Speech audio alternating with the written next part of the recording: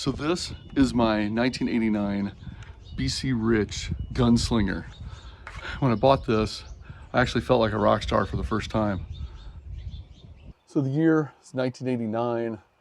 I just graduated high school in '88, and I had just joined this rock band named White Lies. This guitar represents my passion. I'm actually a professional photographer. Here is one of my pictures. Some of you might have seen, some might not have. So I shot that. I think the cooler picture is the one that's inside there. People over a certain age lose their creativity. And to a degree, I think some of that might be true, but I think it's brought on by themselves. I think sometimes they try too hard, or honestly, I don't know. I say that because let's just take established acts. The songs just quite aren't there. Maybe they'll have one, but honestly, I can't remember. With Skid Row, though, it's like there's some really freaking good songs on this record. Like, if you haven't heard this, go listen to it. Eric did a freaking amazing job, I think, for Sebastian. And, you know, I'm sad that he's not there, but I get it with his health and what all that happened. We don't even talk about this, but I mean, my God, October song, incredible song. I think The Gang's All Here was an incredible song. It was kind of a good release because it really kind of sounded like the old stuff, but like Resurrected.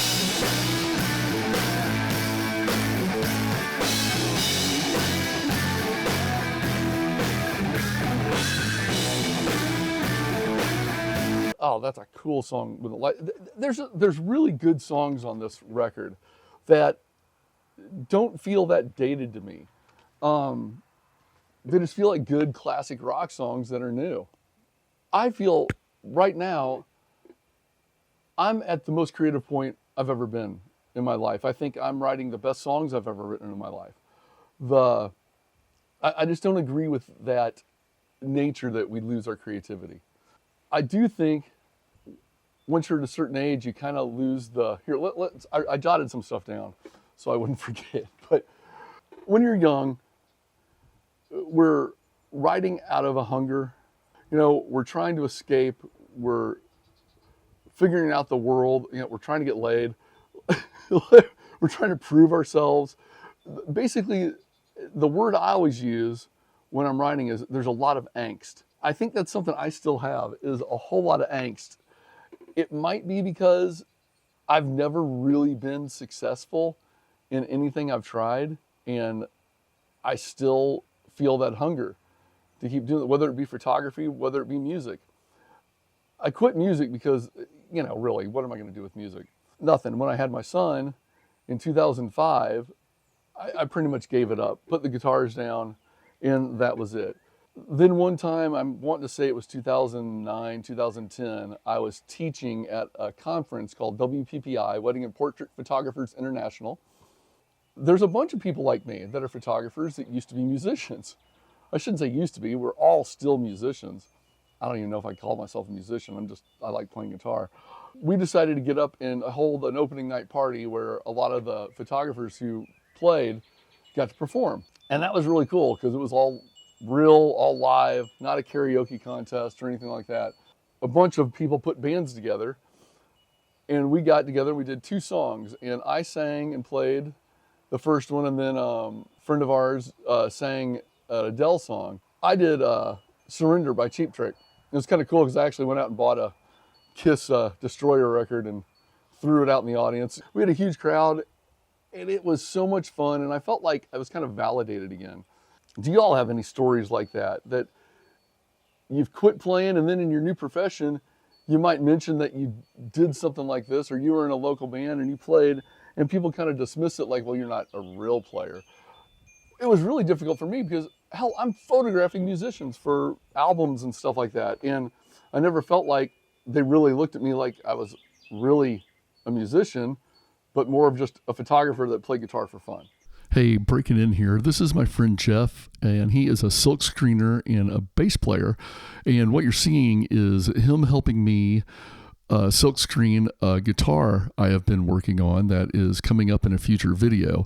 But we had been talking, And he had mentioned he had just recently gotten to a band himself, and it was just better than him looking at his bass collecting dust in a corner. And I thought that was really relevant to this video. It's better than not doing it. That's the thing. It's better than, like you said, having your bass sit in a corner and you're just looking at it. Gathering dust. Right. You know, it's kind of makes you feel like, hey, you know. Right. I got to do something with this thing. Yeah. Right. When I started writing songs again, and when I started learning how to use Logic, that's when it all kind of started happening for me. And then Joe got involved because I can't really sing very well, and we didn't have Suno yet. And so we started playing again, and it was just a blast.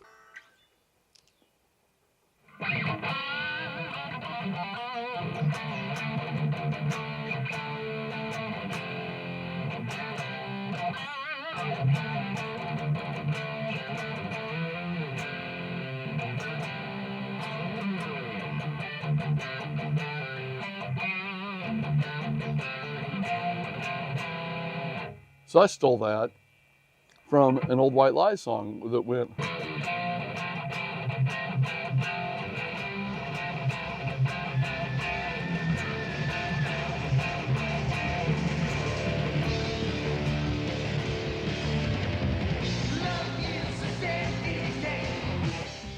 So I'm stealing a lot of riffs from our old songs.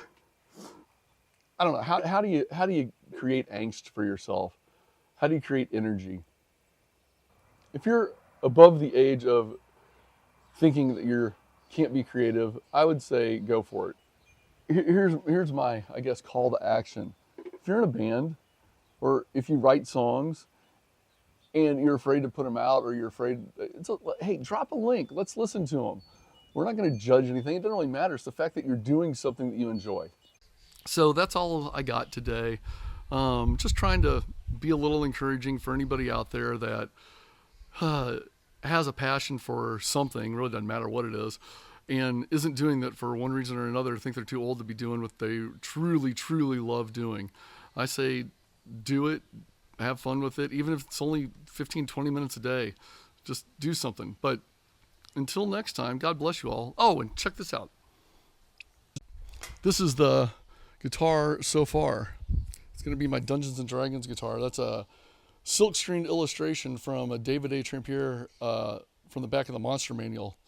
And we're putting this thing together. It's one of those, oh my gosh, I can't think of the James or something like that kit off of Amazon. I picked it up for like $159 or something like that. But I am going to do a video, I think, if y'all want me to, of me putting this together and kind of come up with the whole thing and seeing what we're doing. Cool. Take care, all.